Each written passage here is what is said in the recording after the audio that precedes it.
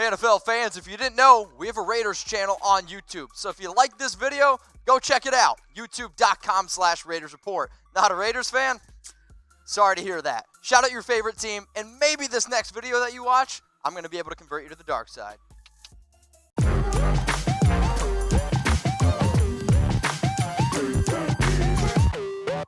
Raider Nation, what's going on? You're watching the Raiders Report. Today's show, I'm going to be breaking down the Raiders breakout candidates in 2020. I'm going to give you 4 on offense, and then I'm going to give you 4 on defense. But first, what is a breakout player? Somebody that's about to have a career year. So let's first dive into the offense, where I got Tyrell Williams. And when you look at what he's going to be able to bring to the team, he's going to be the number 2 receiver here, which should take a little bit of pressure off him. And when you have a guy that's got as much speed as a Henry Ruggs, yeah, it's going to open up some things for him.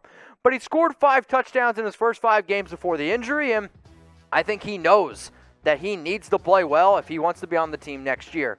So let's look at Tyrell's stats, because I don't really think it tells the full story. Because if you look at just all these, you're like, well, Mitch, that's not really that, not very good.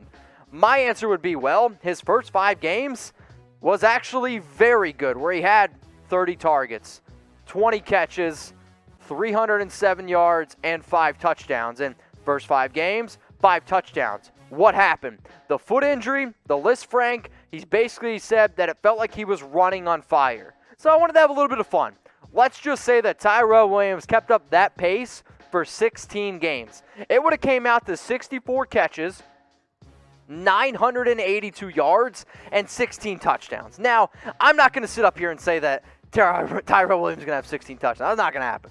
But I do think that he can be a bigger asset in the red zone, and he can actually have a career year in terms of touchdowns, because the most touchdowns he's ever had in the year is 7.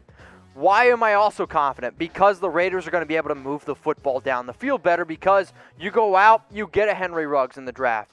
You have Hunter Renfrow in year 2. You go out and draft Bryan Edwards. You have Nelson Aguilar, who I know is going to be able to help here and there.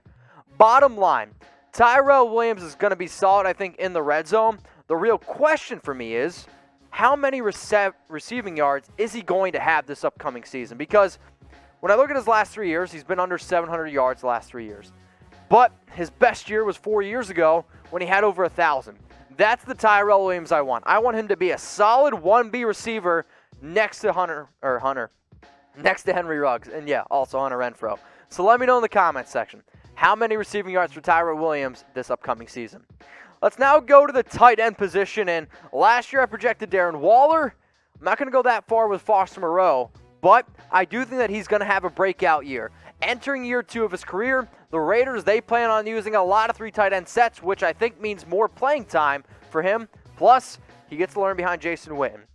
So let's look at what he did last year. Because even though he didn't get a lot of playing time, he did start to play more down the stretch, which I do think is very important. And when he was given the opportunity, y'all can see the stats, they show he was getting it done.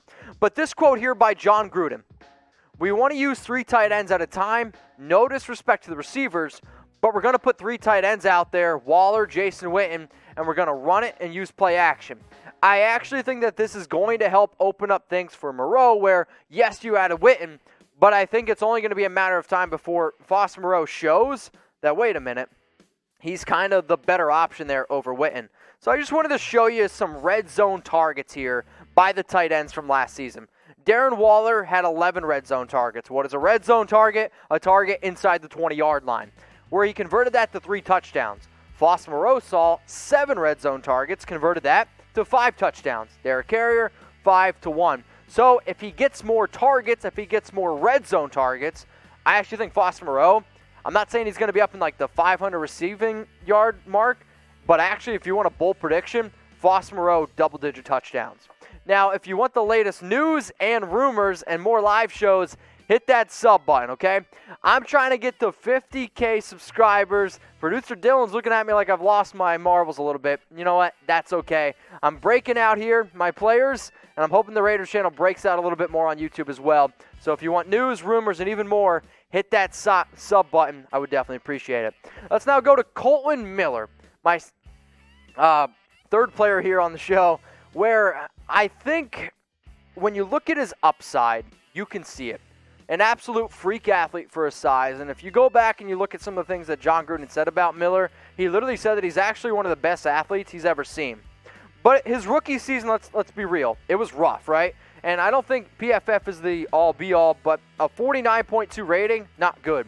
Last season, a 64.2, so he's getting better. And where does that rank among offensive tackles? About middle of the pack. So if he's year 3, has another year to learn, and I think the fact that he's getting to learn with some serious veterans, also very, very good veterans on the offensive line, that's going to help Kolton Miller take that next step. So if he can really cement that left side of the offensive line, I'm telling you what, the prediction that I'm about to give you on Josh Jacobs might not be all that crazy. So my boldest prediction, my breakout candidate on offense is Josh. And for some of you, you're like, wait a minute, didn't he already break out last year? No, I don't think so. I think he's going to have an even better year this year. And if you agree with me, type JJ. So this is what he did his rookie campaign. Pretty good, right? 4.8 yards per carry, over 1,000 yards, 7 touchdowns. Sure, all of them came in wins. But one of the reasons why I'm really excited to see what Josh can do, and if you play in fantasy football, you should draft Josh in round 1 because that's where he's going. But I want you to look at the end of this quote here, okay? We have a fullback, so we're going to use a 2-back set with Josh Jacobs and Ingold. It also says we're going to play old school football. So I kind of wanted to get ballsy here, and I kind of wanted to say that I actually think Josh Jacobs could lead the NFL in rushing yards here in 2020. That's why he's a breakout candidate. But before I dive into how many yards and how many carries I think he's going to have, I do kind of want to show you the last 5 seasons, the rushing leaders. So you got King Henry, Ezekiel Elliott's on there twice, Kareem Hunt, and Adrian Peterson. That's about an average of 1,483 rushing yards. So in my mind, if Josh wants to be the running leader, he needs to surpass 1,483. So, do you want to see my stat projection for Josh Jacobs in 2020? Give me a Y for yes, or I want you to give me an N for no. Now, for some of you that are watching, you might get with a YouTube ad break, and after that ad break, I'm going to let you know my stat projection here for Josh Jacobs. So we're going to let it continue to roll in. Give me a Y for yes, or give me an N for no. So we're going to have a little bit of fun, okay?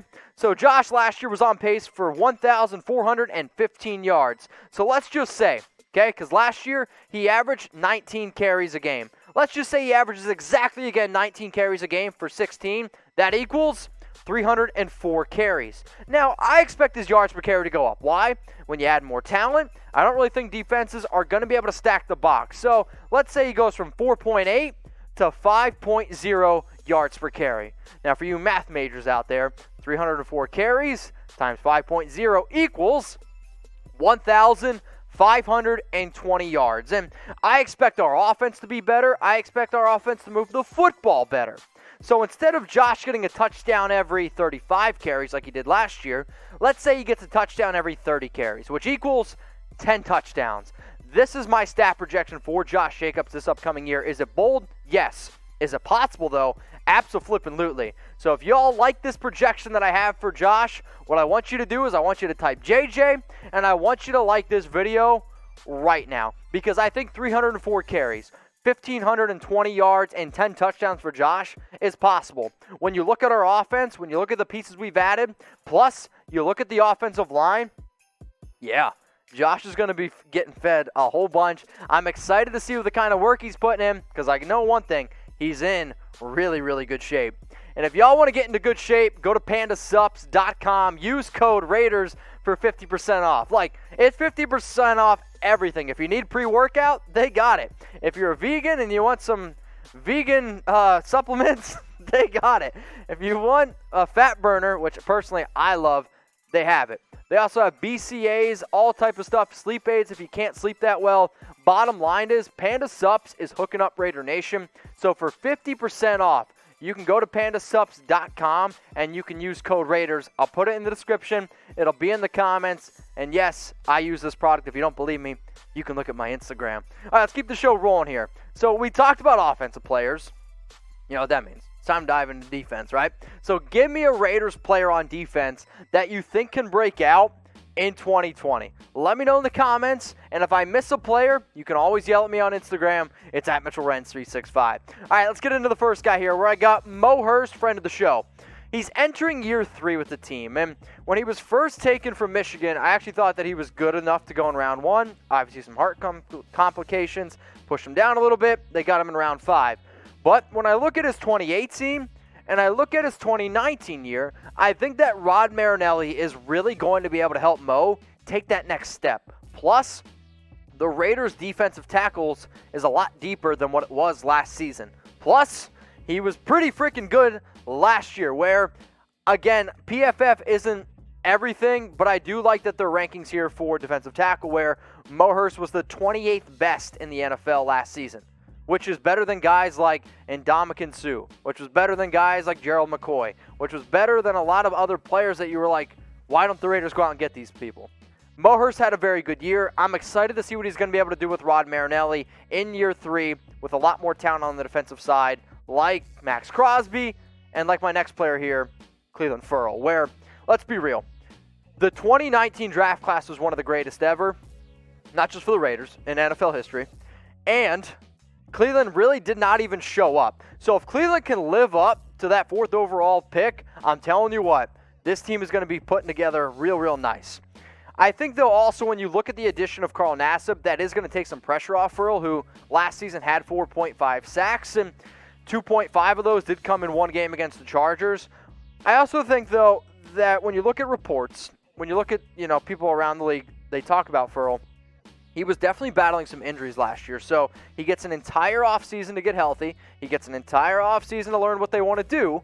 And maybe in year 2, he takes that next step. Now, I don't want to compare him to Max, because what we got in Crosby isn't really fair, being able to get a player in round 4 and then expecting Ferrell to be able to make that exact same jump. But when you are drafted top 5, there are certain expectations.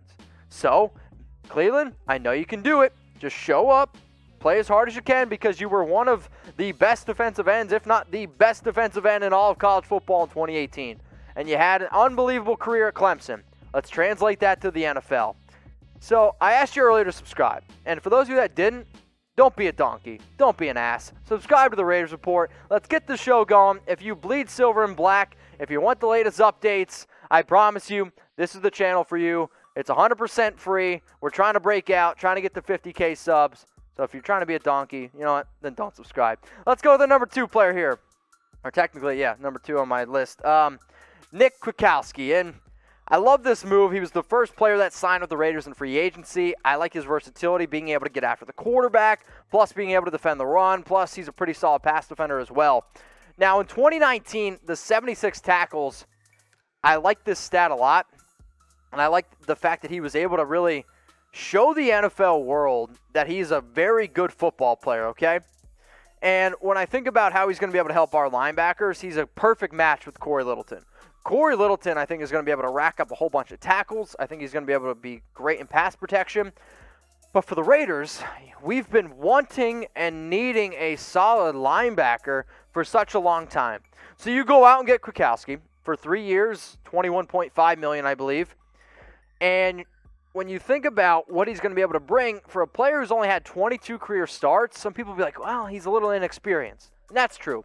But go watch the film. Go watch the tape. You want to see a player that was able to pick up the Bears defense as quickly as he did? It's impressive. And you want to talk about what a Gruden grinder is? It's Nick. And I'm really excited to see what he is going to be able to do, and it's why I have him as a breakout candidate. But he wasn't maybe the biggest name that we went out and got in free agency at the linebacking position. However, I've been kind of battling this one in my head. Who's going to have more tackles in 2020? Corey Littleton type CL, or is it going to be Kwiatkoski type NK? So last season, Kwiatkoski had 76.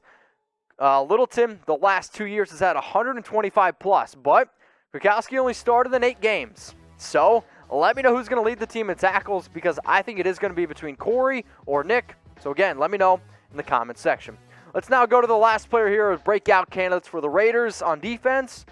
It's Trayvon Mullen, and I am the most confident out of all the players that you saw on the defensive side of the football. The player that I'm the most confident in to break out, it's Mullen. He is entering year 2 of his career, and when I watched this tape at Clemson, when I watched this tape with the Raiders, when he needed to step up, he did. He stepped up when it mattered the most, and that's what it takes to really be, I think, an excellent cornerback in the NFL. Now, when the Raiders traded away Garyon Conley, and, the Raiders kind of moved on from some other pieces, and once you lost Jonathan Abram and you basically lost your entire secondary, they turned to the rookie. And the rookie, I thought, stepped up, and he played well. So I don't want to just show you tackles. I want to show you coverage stats. So when he was targeted, he gave up a reception 55.9% of the time, or 38 catches on the year, and only 2 touchdowns, which, again, I think is pretty good for a rookie considering the fact that he was basically getting matched up against the number 1 receiver against every team that we played, which, again, is pretty good for a rookie. So now, you have Prince Amukamara, you have Damon Arnett. Hopefully, Isaiah Johnson can just fill in here and there when he needs a breather. But if LaMarcus Joyner can finally play the way he needs to play, we have a solid free safety in Demarius Randall, Jonathan Abram. He's not going to be asked to do as much. But when he is picked on, I think he's going to take advantage of it. So Trayvon Mullen, I think, is going to have an absolute breakout. So obviously there's a lot of players, right? I mean, there's, basically 53, 55 players that I could have picked. Could have picked a lot more. So sure, I missed some. And if I could put all 55 players as a breakout, man, I would love to. But that's just not how it works. So what I want you to do, if I miss somebody, DM me on Instagram their name. You can yell at me. It's at MitchellRenz365. Now let's go through real quick the offensive breakouts. I got Tyrell. I got Foster Moreau, Kolton Miller, Josh Jacobs. Josh Jacobs is going to lead the NFL in rushing yards. You heard it here first. Let's now go to the defensive side of the football. As much as I love offense, this is where it's going to matter. This is where, if we want to take that next step, these 4 players, this is what turns a 7-9 football team into a playoff caliber team. If Mo Hurst, Clelin Ferrell, Nick, and Trayvon Mullen can all break out, this Raiders team going to the playoffs. Raider Nation, what's going on? Is this the #1 Raiders channel on YouTube? For Chucky Heads, believe it, baby. And if you haven't already, subscribe right here. I'm giving you Chucky Heads, news, rumors, Raider Nation rumors. And look at this, I'm making your life easier. Check out my next video. Thanks for watching, and go Raiders.